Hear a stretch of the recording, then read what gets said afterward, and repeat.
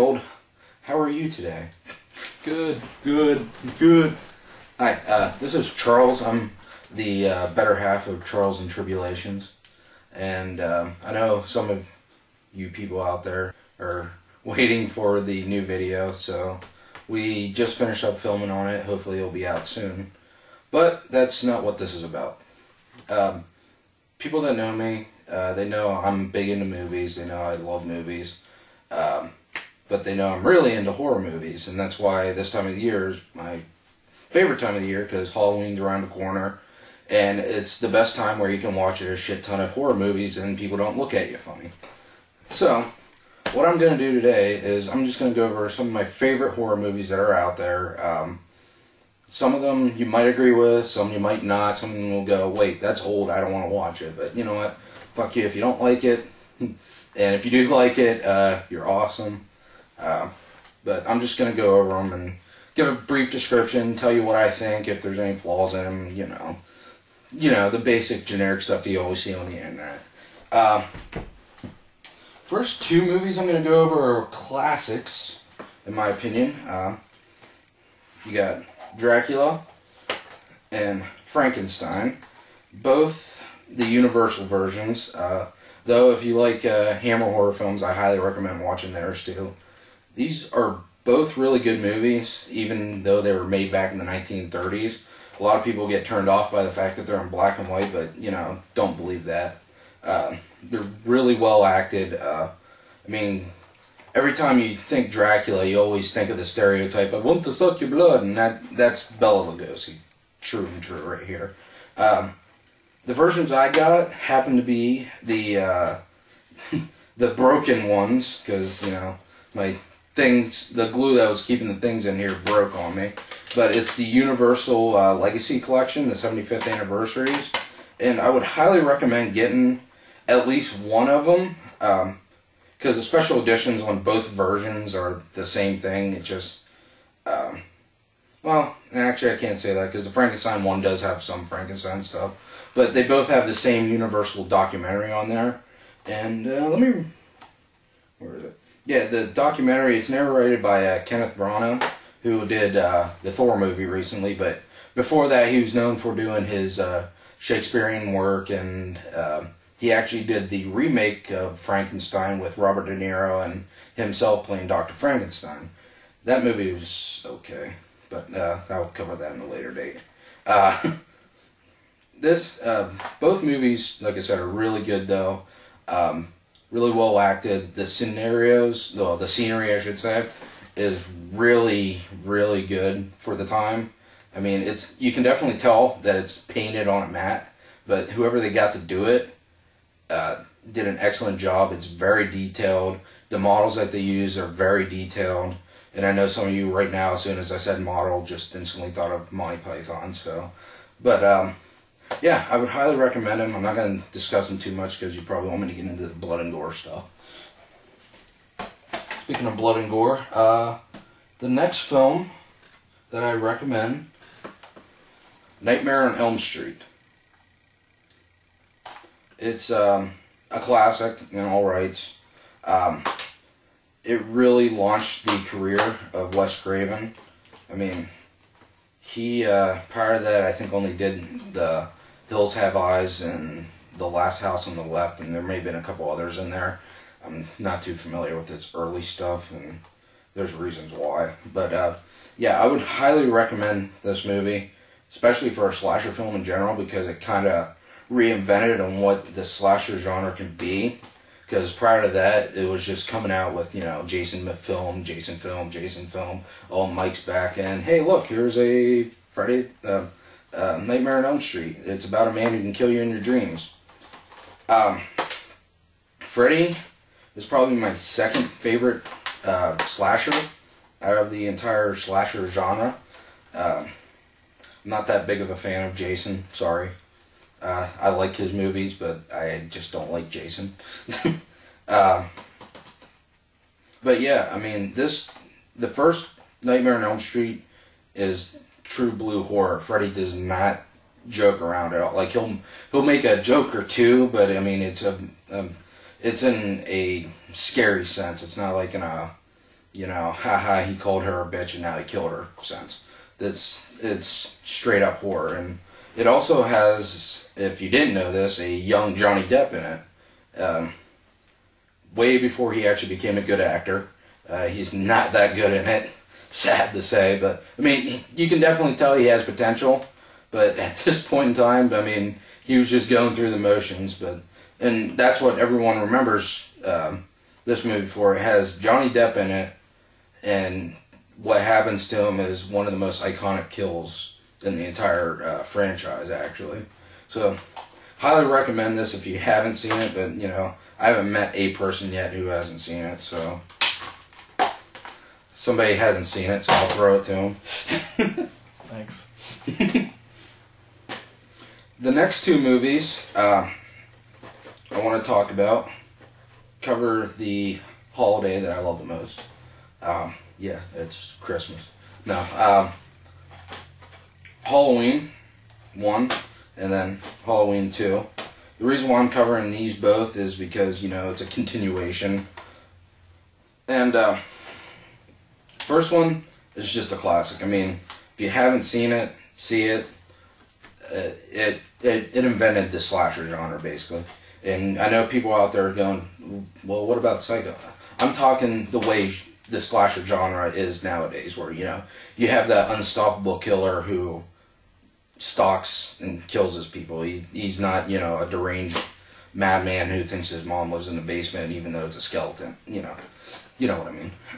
It invented the formula that it's supposed to make. And what's great about the first Halloween is the fact that there is little to no blood.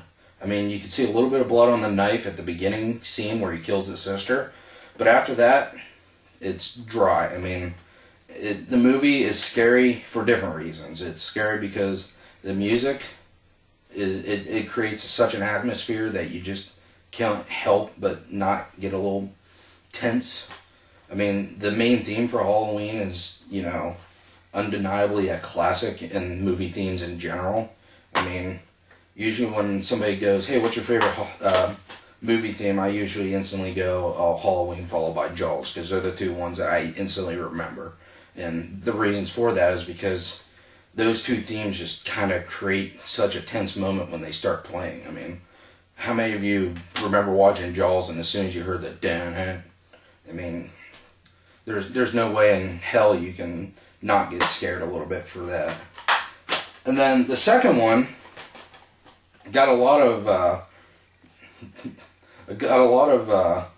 hatred by the critics back in the day, mainly because in the second one, yeah, there's more gore. The story, I can't really say the story's not as good because it's basically the same story. It's just set in a different location. Instead of a house, it's a hospital.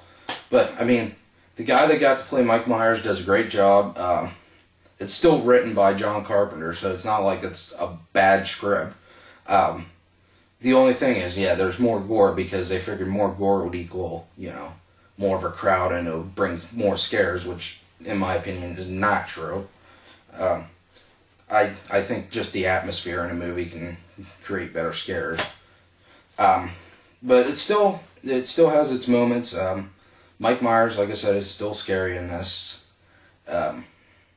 After the fourth film, I don't think Mike Myers is that great of a killer anymore.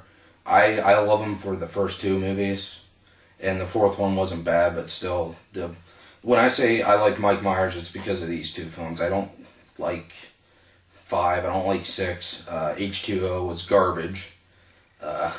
Halloween Resurrection was even worse. I mean, that was actually blasphemous because they killed Jamie Lee Curtis's character in the beginning scenes. I mean, they made her a top billed character and then they kill her off. It's just stupid. And for people going spoilers, fuck you. It came out like 10 years ago.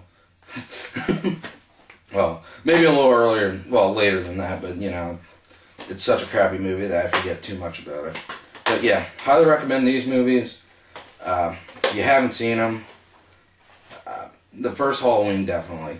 Second one, if you like the first one, then watch the second one. And I didn't bring it, but the third one, people hate it because this guy's not in it, but I would recommend it just for the story alone. Because if you didn't know this, the original Halloween series was supposed to be a different story set on Halloween night, but it was going to be different genres. Like, it was still going to be horror, but a different type of horror. Like, that's a slasher film. Halloween 3 is a witchcraft tale, basically. Just, I don't want to give too much away. A lot of people didn't like it just for the simple fact that it didn't have Mike in it. And, you know, some people I can understand that, but, you know, the purists out there who just like a good horror story know that, you know, just because you don't have a title character in there doesn't mean it can't be a good movie. And, I mean, Mike Myers was in the Rob Zombie remake, and that movie sucked. So, just to go to show you. But, again, I'll cover that in a later date. My next movie, this is a guilty pleasure movie. Killer Clowns from Outer Space. This is a horror comedy. If anyone ever took this movie seriously, they would freaking hate it. This is just straight up stupidity at its best. I mean, the clowns kill people with popcorn and cotton candy. That's really all I gotta say. But, I mean, the acting's not that good. The budget, you can definitely tell, went all into the costumes because, like, there's one scene where it shows this kid walking down the street and he bought beer for the party he was going to.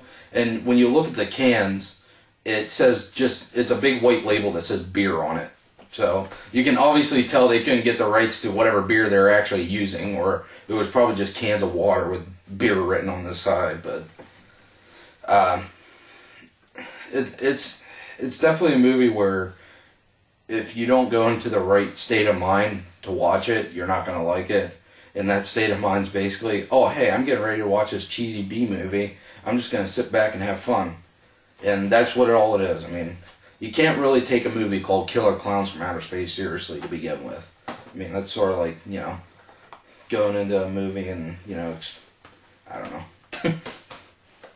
I can't think of any other cheesy movies right now before that, so. Next one here, The Evil Dead 2.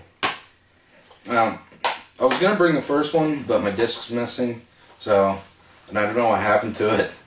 But I actually prefer the second one, because this is the one where Ash really becomes Ash, and for people who know the series, Ash is played by Bruce Campbell, and for people who know Bruce Campbell he's a god.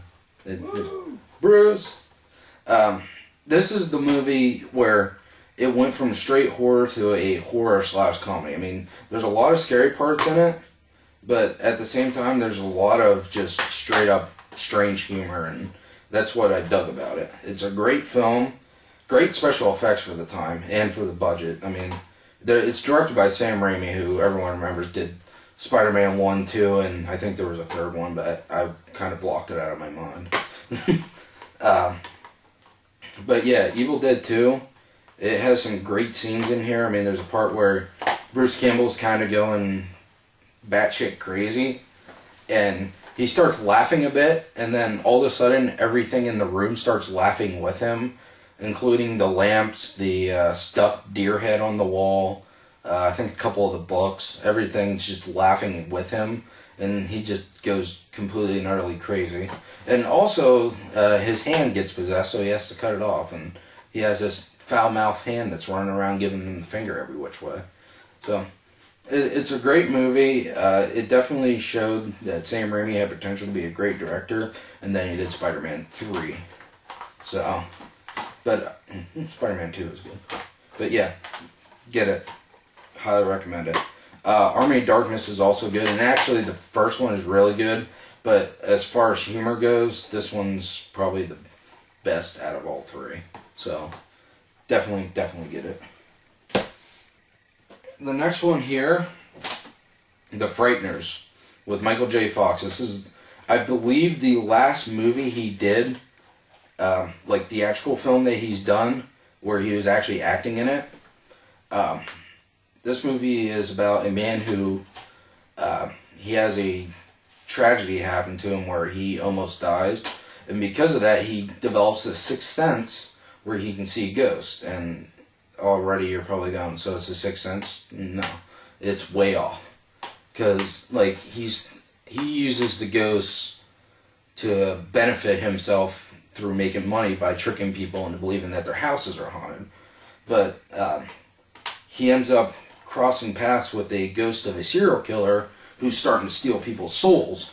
Like, the serial killer is actually killing other ghosts, so now he's trying to stop him, but at the same time he's trying to save the life of this one girl, and I really don't want to go into anything else because it'll spoil some things. But this is a great film. It's directed by Peter Jackson, who everyone knows directed the Lord of the Rings films.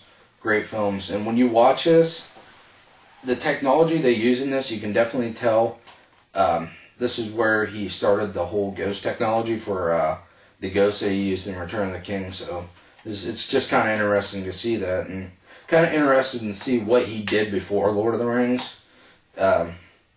Actually, if you really want to see what he did before Lord of the Rings, watch the movie Dead Alive, though I would probably not recommend it if you have a weak stomach, because, I mean, the last 15 minutes of a movie shows a guy mowing down people with a lawnmower, so it gets pretty graphic. But, I mean, this is a great film. It's actually a horror comedy. It's not straight up horror. Again, that's kind of my favorite genre when it comes to horrors, because I kind of want to laugh a little bit. I don't want to be scared the entire time. But yeah, get it. Now, the next one, I'm going to talk about the other films as well, but this is Night of the Living Dead. This is, you know, a definitive zombie classic. Zombie films nowadays are a dime a dozen, to the point where I'm even getting sick of them, I think. But this movie here is, again, another classic. It's in black and white, but the version I got here is actually the colored edition as well. You can watch the colored or black and white. And it also comes with the audio commentary from Mike Nelson from Mystery Science Theater 3000. He only does the commentary on this. This is actually, I think, came out right before he started doing riff tracks. So it was just him, and it's still pretty funny. Though they did re-release a version where it's all three of them doing the riffing, and like if you watch that version and watch this, some of the jokes are the same, but I think the other two guys had a little more input so they could add some more jokes to it. But the movie itself is a great movie. It had a great message for the time, like, and obviously I kind of take a heart to it because it was shot here in Pennsylvania. So, but it's my personal opinion, though, that, and the reason why I only have this movie, but the Dawn of the Dead, the one that came right after this, is probably my favorite out of his movies, because it really showed that, you know, you can make a great zombie film with a better budget. Plus, I thought the story was a little better. I liked the acting in it a little more. It introduced the world to Ken Foree, who is a great actor. He hasn't done much since then, but still. He was in a couple of other good horror films past couple of years, but that's one that everyone remembers him for. This movie, however, it's just one of those ones where you just can't help but not watch. So, watch it. Watch Dawn of the Dead. Day of the Dead's good. Land of the Dead's even good. Diary of the Dead's okay. It has its moments. And I honestly have not seen, I don't even know what the last one was called, but I haven't seen it yet. Flight of the Living Dead? It's not Flight of the Living Dead. No, don't watch that movie. That movie sucked. And the next one here is the one where I've stated many of times that has caused a split between people. It's the Blair Witch Project. I personally love this film. I've loved it since I first saw it when I was, you know, a wee little lad in the theaters. I loved how they advertised the film. I loved how they basically did everything about it, where it was like, these were real people. They actually went through this. They no longer live. But, I mean, obviously it was fake. I mean, if you thought it was real, you have issues just because, I mean, I'm not trying to make fun of anyone, but at the same time, you know, who in their right mind would actually let footage of their kids get released like that? I mean, I know I wouldn't, but still, as a film, it's great. I like the concept behind it. It's like, okay, so there's this witch in the woods. You don't know what it looks like. Does it even exist? Did this stuff even happen to him? Was it real, or did they just go batshit crazy? I mean, people get lost in the woods all the time, and then, you know, if you don't get enough food or water after a while, yeah, you're going to go nuts. So, I mean, did they imagine this? I mean, obviously, you know, they didn't imagine, like, seeing the stick things in the trees. So, I mean, it could have been a witch, it couldn't have been a witch. I don't know. You don't know. That's the thing. You don't know. And that's what I liked about it. Then they made a sequel, and the sequel sucked. But, yes, definitely watch this. I mean, if you're not a fan of shaky cam stuff, then don't watch it, but I personally love the hell out of this movie. I thought it was creative. I thought it was, you know, honestly, when it came out, I thought it was one of the best horror movies I've seen. Now, obviously, I don't say that anymore, but I still rank it high up there. I mean, it's a great film, so watch it.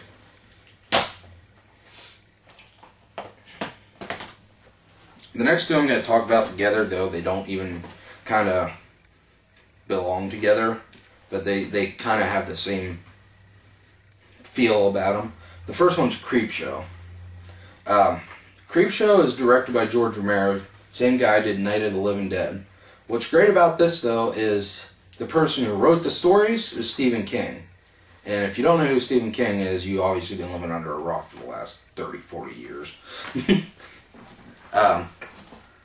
But what it is, it's set up like, almost like Tales from the Crypt. Like, they don't have a crypt keeper, but like all the stories kind of have that Tales from the Crypt feeling where, you know, something bad's happening to the main characters, and the person who's the stuff's happening to or is doing the stuff is worse than the main characters themselves, you know, or the main character is just a bad person in general, so they get their just doings by the end of the stories.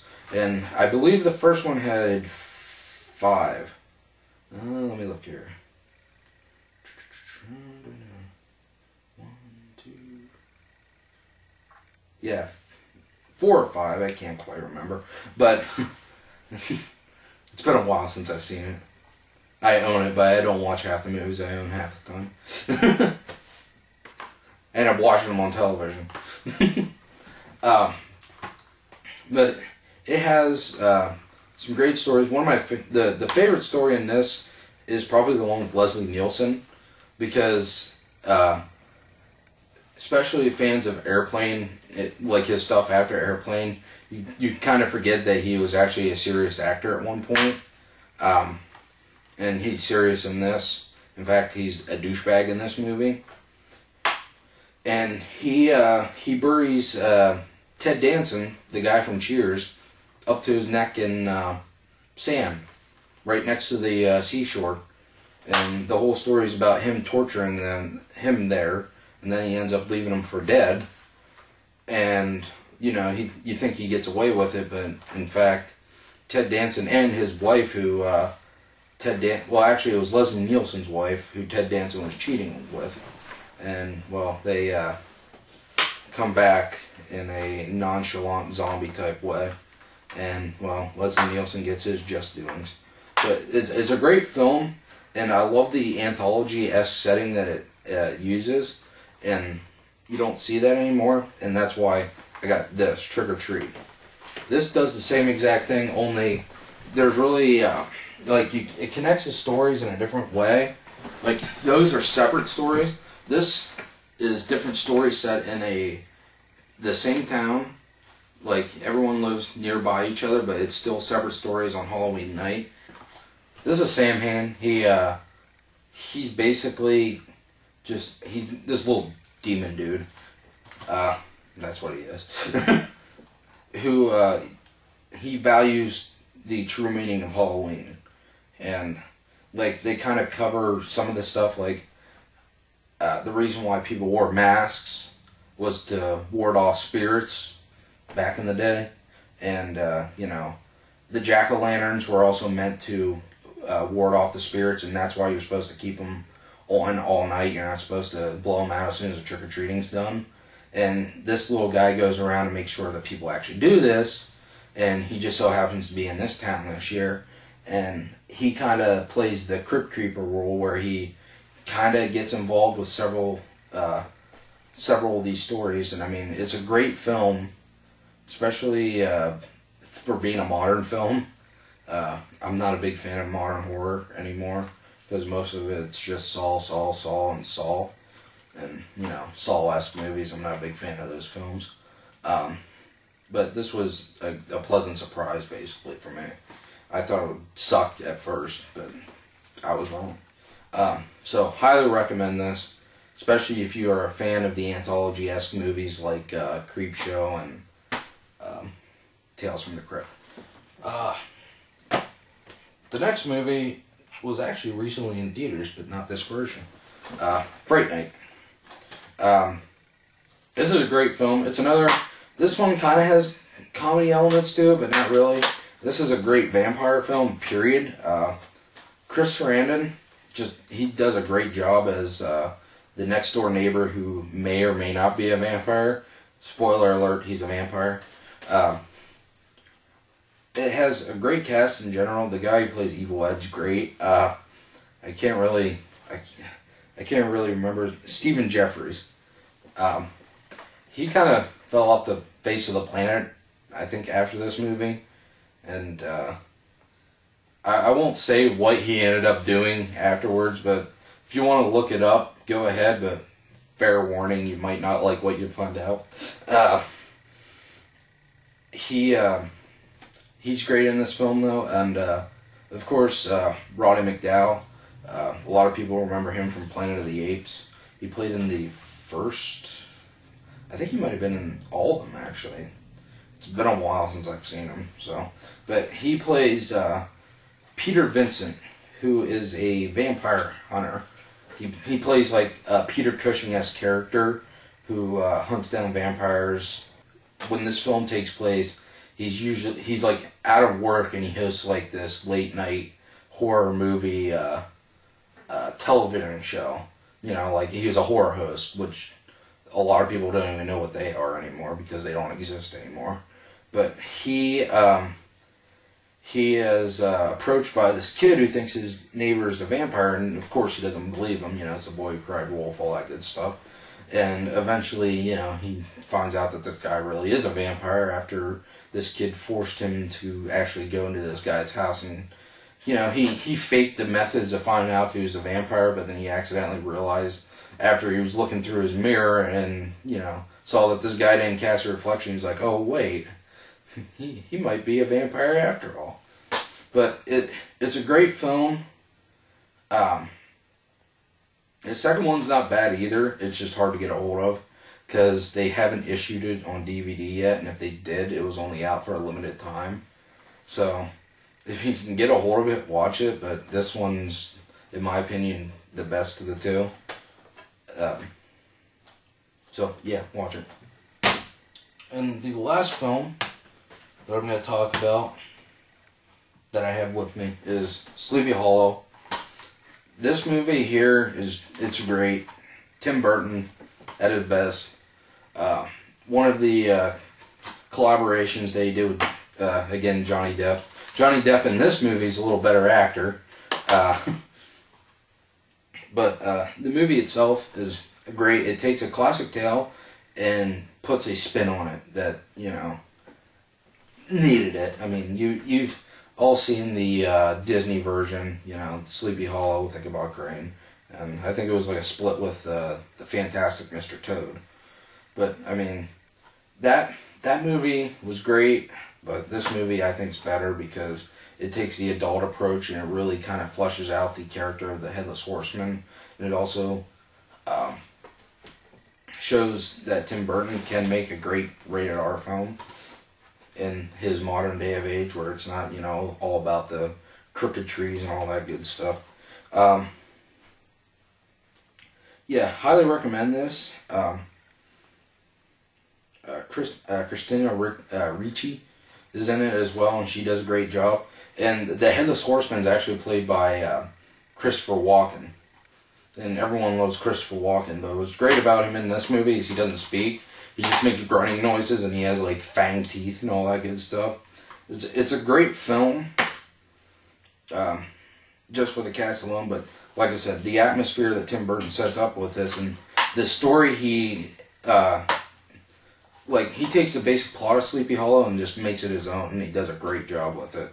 So yeah, highly recommend it. Great Tim Burton film, great horror film, just good film all around.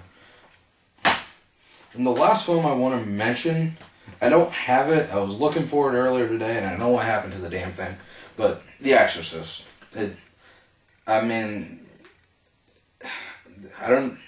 can't really think of what hasn't been said about the film. If you haven't seen it, watch it.